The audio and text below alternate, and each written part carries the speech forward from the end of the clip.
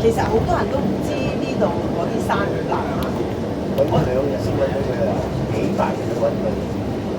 我喺大東落山都拗柴啊！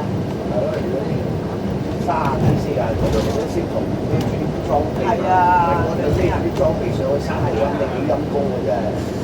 你呢啲都係叫做翻工啊！我以前個游水教練係做嗰啲即係飛行嗰啲啊，我唔知係咪義務啦，我見佢都係久唔久，一有事咧咪入嚟大嶼山去影晒相俾我哋睇，之後我哋睇到佢全部都好多時都喺大嶼山行山揾啊，或者飛行揾啊，跟住我哋都覺得佢好辛苦，大熱天時。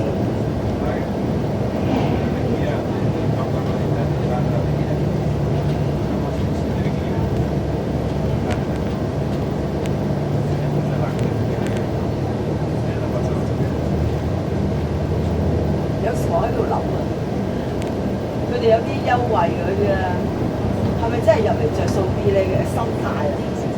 周圍嗰啲啊，你去西貢都冇咁貴啊嘛，入嚟呢度貴，佢哋咪覺得好似着數啲咯，入嚟呢度。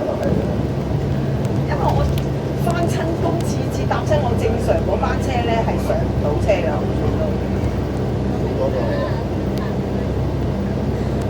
所以我而家其實我翻9點啊。搭咗兩班。係啊，搭到2班，你冇辦法。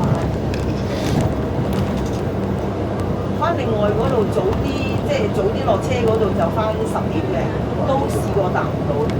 我搭3M 嚇。嗰個鐘數就更加難。係啊，嗰個鐘數仲簡單。跟住我咪搭3M咯，係啦，行翻轉頭2個站咯。